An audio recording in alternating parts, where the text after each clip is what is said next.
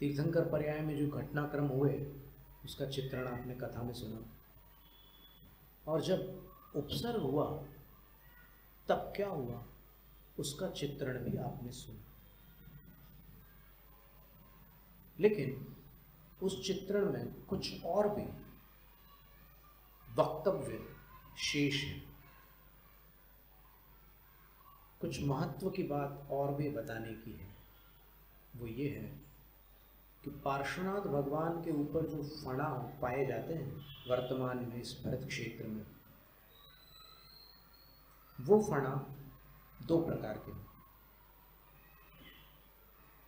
गिनती की अपेक्षा से नहीं,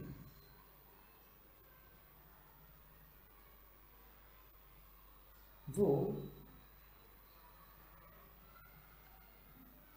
जो नाग के मुख हैं उनकी अपेक्षा से दो प्रकार के फणा हैं। तो बंद मुख वाले फणा भी मिलेंगे आपको, और व्याप्त वक्त्रही, यहाँ पर लिखा हुआ है भगवत जिनसेन आचार्य महाराज ने, खुले हुए मुख वाले भी फणा मिलेंगे आपको। तो कहीं आप देखिएगा पार्श्वनाथ भगवान, अब आपका ध्यान जाएगा वहाँ पर। अभी तक हो सकता है, संभव है आपने ध्यान ही ना दिया हो, लेकिन अब आप ध्यान देना। भगवान पार्श्वनाथ को दो प्रकार के फणा मिलेंगे, और वो जो दो प्रकार के फणा हैं वो क्यों है ये अपने को जानना आवश्यक है। तो उस विषय में लिखा है, पार्श्वाभ्युदय नाम का ग्रंथ है जिसके रचनाकार भगवत जिनसेन आचार्य की स्तुति हरिवंश पुराण के मंगलाचरण में जिनसेन आचार्य महाराज ने की। वो दूसरे जिनसेन आचार्य, उन्होंने पार्श्वाभ्युदय के रचनाकार की स्तुति की, अर्थात ये पार्श्वाभ्युदय हरिवंश पुराण से भी पुराना ग्रंथ है। इस ग्रंथ के चतुर्थ सर्ग में पार्श्वनाथ भगवान के उपसर्ग का वर्णन करते समय जब वो पराकाष्ठा की स्थिति आ जाती है और अंततः वो कमट का जीव भगवान के ऊपर एक पहाड़ फेंकता है, तो वो काव्य ये है, यस्मिन् काले समजनि मुनेः केवलज्ञान संपत्, यस्मिन् दैत्यो गिरिमुदहरन् मूर्ध्निचिक्षे पुरस्य, तत्कालं सा शरदुदभवत् वक्तुकामेति वोच्चैः, शापान्तो मे भुजगशयना दुत्थिते शांगपाणौ। जिनसेन आचार्य कहते हैं कि जिस काल में भगवान को केवल ज्ञान हुआ उस काल में उपसर्ग निवारण हुआ। वो पहाड़ उसने जैसे ही फेंका वैसे ही धरणेन्द्र ने फणा मंडप तान लिया और पद्मावती ने ऊपर से छत करके उनको पानी से ऊपर निकाल लिया अपने फणा पर लेकर के। जो नीचे पानी भर गया था वहाँ से भगवान को ऊपर उठा लिया। केवल ज्ञान संपत्ति, जैसे ही उनको केवल ज्ञान हुआ तो ये सारा जो कुछ भी एक घटनाक्रम हुआ था, जो भी दृश्य बना था, वो सब विलय को प्राप्त हो गया। और भगवान 5000 धनुष ऊपर चले गए भूमि से। और जब तक 12वें गुण स्थान में थे भगवान, यानी मुनि थी, मुनि अवस्था जब तक थी, तब तक वो पद्मावती के फणा के ऊपर थे और उनके ऊपर धरणेन्द्र का फणा था। और धरणेन्द्र के फणा के ऊपर पद्मावती माता ने एक डायमंड का छत्र, वज्र का छत्र तान लिया था, बड़ा छत्र था। तो ये दृश्य अपन ने संस्कृत में पढ़ा था, लेकिन जैसे ही केवल ज्ञान हुआ तो ये सारा दृश्य विलय को प्राप्त हो गया और भगवान 5000 धनुष ऊपर आ गए और इंद्र आदि देवों को संकेत मिल गए कि उनको केवल ज्ञान हो गया है, उनके आसन कंपित हो गए और वहाँ आकर समवसरण की रचना हो गई। अब वो जो कमठ दैत्य था, जो शंबर ज्योतिषी देव थे, वो घबरा गया। अरे मैं जिसको मारना चाहता था तो मेरा शत्रु तो बहुत बड़ा आदमी निकला। लेकिन वो जैसे घबरा कर वहां से पलायन कर रहा था, भाग रहा था, धरणेन्द्र ने उसको रोका, रुक, भाग मत। और धरणेन्द्र ने उसको अभय देने के लिए जिनेन्द्र भगवान से हाथ जोड़ करके प्रार्थना की कि भगवान इस अज्ञानी को, इस दुष्ट को क्षमा कीजिए। वो तो क्षमा कर ही चुके थे, लेकिन इसको निर्भय बनाने के लिए वो भगवान से प्रार्थना कर, उसको डर था ना कि अब पता नहीं क्या होगा मेरा। तो फिर ये सब हुआ तो वो धीरे धीरे ऐसे रुक करके हाथ जोड़कर सम्मुख आया। और फिर जब वो नतमस्तक हो गया, देखो जो भवांतरों का शत्रु है, कितने जन्म पुराना शत्रु है, जल्दी से उत्तर दे दिया आपने। 10 जन्म तो मरुभूति के थे, कमठ के तो अधिक भाव हो गए थे ना, निश्चित रूप से अधिक भाव हो गए थे। तो उतने जन्मों का शत्रु भगवान की क्षमा के आगे नतमस्तक हो गया। अब तो खैर केवल ही हो गया भगवान, क्षमा की भूमिका तो बहुत नीचे थी, तो उससे बहुत ऊपर उठ चुके। हाथ जोड़ करके वो अपना सिर झुका लेता है, लज्जित होता है अपनी दुष्चेष्टा पर। अंततः सबकी यही स्थिति होगी। एक दिन जब आंखों से वो आंसू निकलेंगे जो अपने ही द्वारा किए गए अनर्थों के पश्चाताप के आंसू होंगे, तब अपना कल्याण प्रारंभ होगा। जब तक अपने दुष्कर्मों पर प्राणी को पश्चाताप नहीं होता, तब तक उसका हृदय पवित्र नहीं होता। तो ये एक काव्य था कि केवल ज्ञान हो चुका भगवान को, उसके पहले जो फणा बने थे धरणेन्द्र के, वो बंद मुख वाले थे। अब बाद में जो हुआ आपको अनुमान तो लग गया, लेकिन उसका वर्णन सुनने योग्य है, अद्भुत वर्णन।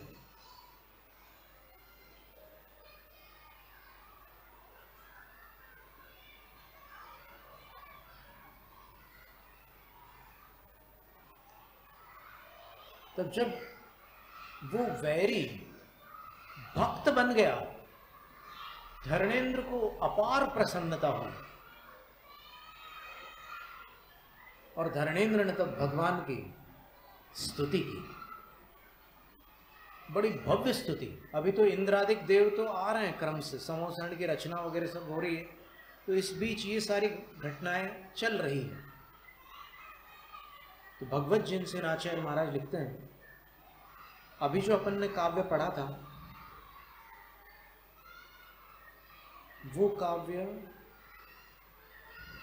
46वां काव्य था, पार्श्वाभ्युदय के चतुर्थ सर्ग का 46वां काव्य था, जहां भगवान केवली बन चुके हैं, पार्श्वनाथ स्वामी केवली बन चुके हैं। अब यहां पर 58वें काव्य में वो धरणेन्द्र अपनी स्तुति पूर्ण कर रहे हैं। और पूर्ण करते करते क्या करता है देखिए, स्तुत्यन्ते सौ व्यरचयदेव छत्रमुच्चै फणालिं भर्तुर्भक्त्या दददति शिरः स्वां वितत्य प्रमोदात् व्यात्तैर्वक्त्रैर्ध्रुवमिति मुनिं वक्तुकामस्तदानीं कच्चित् सौम्यं व्यवसितमिदं बंधुकृत्यन्त्वयामि। बहुत ही सुंदर। संस्कृत भाषा को तो जिनसेन आचार्य महाराज ने अलंकृत किया। विद्वानों का ऐसा मत है कि संस्कृत भाषा तो थी, बहुत पुरानी भाषा थी, लेकिन जिनसेन आचार्य महाराज ने उस संस्कृत भाषा को और सुंदर बना दिया। तो उनकी बुद्धि कितनी सुंदर रही होगी इसका कल अनुमान लगाइए आप। तो कहते हैं स्तुत्यंते, जब स्तुति समाप्ति पर आई तब असौ, वह धर्मेंद्र, भक्त्या, उस धर्मेंद्र ने भक्ति पूर्वक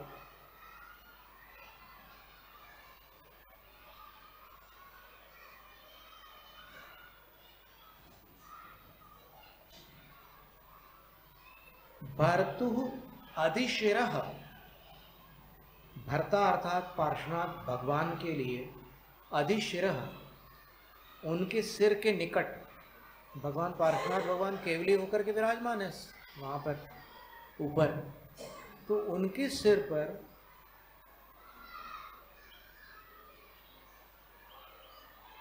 छत्रम इव, छत्र के समान उच्चै फणालिम व्यरचयत दधत, उसने भगवान के सिर के ऊपर, वो 3 छत्र की बात अलग है, वो तो प्रातिहार्य है, वो सब अभी प्रक्रिया में है, लेकिन धर्मेंद्र ने क्या किया, केवली भगवान के सिर के ऊपर उच्चै फणानिम, ऊंचे फणों की पंक्तियां ऐसे रच डाली। बीजापुर में सहस्त्रफणी पार्श्वनाथ भगवान है। अब अपन नहीं जानते कि धर्मेंद्र ने 1000 फण बनाए या लाखों फण बनाए, क्योंकि वो तो ओरिजिनल धर्मेंद्र था। यहाँ तो प्रतिमाएं हैं, वो तो मूल भगवान 5000 धनुष ऊपर विराजमान है और उनके ऊपर वो फणा बना रहा है धर्मेंद्र। तो जिनकी ये मान्यता है कि फणा वाली प्रतिमा केवली भगवान की नहीं हो सकती, वो तो मुनि अवस्था की है, वो अपने ज्ञान में संशोधन कर ले, क्योंकि पंचम काल का ज्ञान है और ये आगम जिनेंद्र भगवान के वचन है, इन पर अगर श्रद्धा हो तो अपनी धारणा को थोड़ा सा मार्जित कर, तो कौन सी बड़ी बात है, अपन छोटे हो जाएंगे, नहीं मार्जित करने से छोटे हो जाएंगे।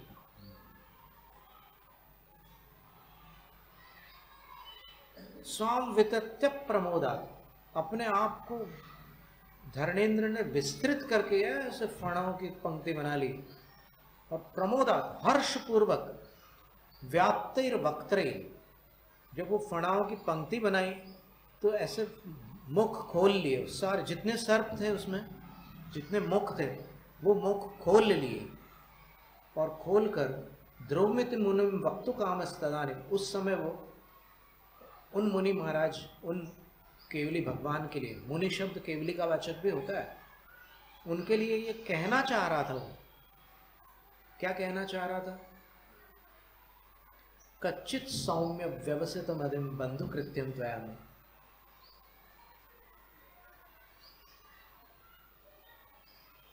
आपने हमें उस समय हमारी तिर्यंश पर्याय में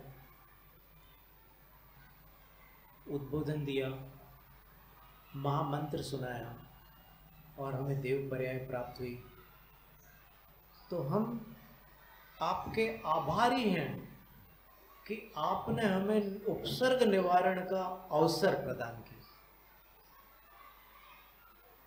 वो खुले हुए मुख इसलिए हैं क्योंकि धर्मेंद्र अपने उन मुखों से, एक साथ अनेक मुखों से क्या कह रहा है कि हे प्रभु, हम आभारी हैं कि हमें आपने अवसर दिया उपसर्ग निवारण का। कितनी सुंदर बातें शास्त्रों में भरी पड़ी है।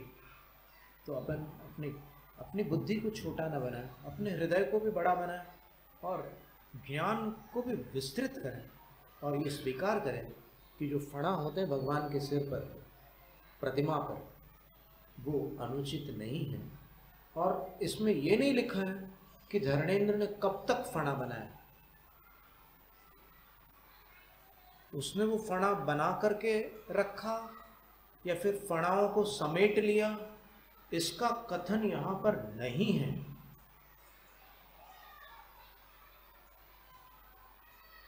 तो इसमें फिर संभावना का क्षेत्र उपस्थित होता है, यानी ऐसी संभावना बनती है कि जब संपूर्ण समवसरण की रचना भी हो गई हो तब भी धर्मेंद्र ने भक्तिवश, यहाँ लिखा ना भक्तुर भर्त्या,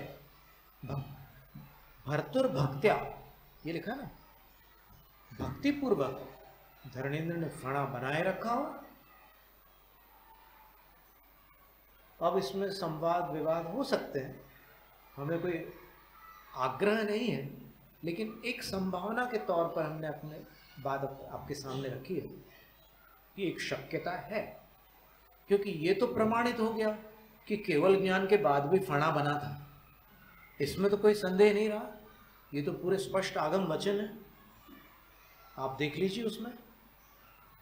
और अगर आप ये कहो कि नहीं हम इसको आगम नहीं मानते, ये तो एक काव्य है, तो क्या काव्य आगम नहीं हो सकता? ऐसा नियम कहाँ, किसने बनाया कि काव्य आगम नहीं हो सकता? और पार्श्वनाथ भगवान की जिसमें कथा चल रही है उसको क्या मानोगे? उसको आगम नहीं मानोगे तो क्या मानोगे? उपन्यास? कदापि नहीं। और भगवत जिनसेन आचार्य महाराज लिख रहे हैं, इतने महान आचार्य परमेश्वर जिन्होंने जन्म से कपड़े नहीं पहने, और जो वीरसेन आचार्य जैसे महान गुरु के शिष्य थे, वो लिख रहे हैं, कोई स्थान नहीं रह जाता सम्यक दृष्टियों को शंका करने का। और जिनको करना है कौन रोक सकता है? सब द्रव्य स्वतंत्र है, क्या करो? और सम्यक दृष्टि भी स्वेच्छा से स्वीकार कर रहा है, वो परतंत्र होकर के नहीं स्वीकार कर रहा है। उसको जिनवाणी के प्रति इतना विश्वास है कि इसका एक अक्षर भी मिथ्या नहीं है, इतना विश्वास है। इसलिए जानकारी की बात थी, आज कथा पूर्ण हो गई, ये समाधान और शेष रह गया था। तो अब कभी भी फणा को देखकर संकल्प विकल्प करने का कोई श्रद्धालु के अंदर कोई अवसर नहीं आ सकता। जय नमो जय शासन।